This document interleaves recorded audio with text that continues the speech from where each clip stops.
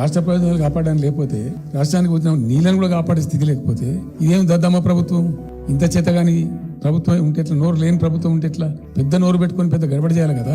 10 టీఎంసీలు పోతేనే ఒక్కొక్క రాష్ట్రం ఎక్కడ దాకా పోయి కొట్లాడతారు. ఇవాళ మొత్తం డిపిఆర్ఏ పంపించి ప్రాజెక్ట్ ని ఆగం చేసే పరిస్థితి వస్తే సప్పుడు లేదు ఒకటి. రెండవది, ఇప్పుడేం చేసిండ్రు?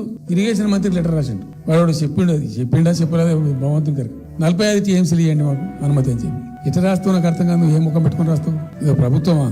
ఉన్నది ఉన్న వస్త్రానికి పోతే అనవసరం పోయింది అన్నట్టు ఉన్నది కూడా కొట్టుకుంటారు. ఎవడన్నా ఎవరై నీళ్ళు అవి ఆల్రెడీ బచావ్ ట్రిబ్యునల్ తీర్మానంలో ఇచ్చింది. దాన్ని కర్ణాటక వాడుతుంది, అటు మహారాష్ట్ర వాడుతుంది. వాళ్ళ లెక్కల్లో చూపెడుతున్నారు. వాళ్ళు రాల్మట్టి డ్యామ్ లో వినియోగంలో చూపెడుతున్నారు. వాళ్ళు మాకు వచ్చిన 21 టీఎంసీ మేము ఇక్కడ వాడుతున్నాం అని చెప్పి. ఆ 2 ఎగువ రాష్ట్రాలు వాడుతుంటే వచ్చి మనకు వచ్చినటువంటిది బాజాప్తా అది కూడా ట్రిబ్యునలే కదా, బచావత్ కూడా ట్రిబ్యునలే కదా. ఆ ట్రిబ్యునల్ తీర్పు ద్వారా వచ్చిన 45 టీఎంసీలను ఎందుకు ఆపుతున్నావు ఇప్పుడు? ఇదో రాష్ట్ర ప్రభుత్వమా? ప్రభుత్వం ఉందా? నిద్రపోతున్నారా? ఇంతసేపు రియల్ ఎస్టేట్ దందా తప్ప ఇంకోటి లేదా?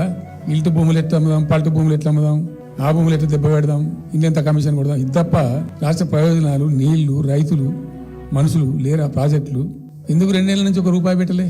ఎందుకు ఒక తట్టడి మట్టి తీయలే? ఎవరు నిరోధించింది మిమ్మల్ని? ఎవరు అడ్డుపడ్డారు మీకు? ఎవరు కట్టేసారు మీ కాలను? అటు పైసా పని చేయరు, నిష్క్రియాపరత్వంగా ఉంటారు. డిపిఆర్ పంపిస్తే సపోర్ట్ చేయరు. ఇలా చివరికి 45 టీఎంసీ రాస్తారు. అంటే ఏం కాబోతుంది? ఎవరో ఒత్తిడి ఉంది దీని వెనుక? ఏం కుట్ర దాగి ఉంది ఇది?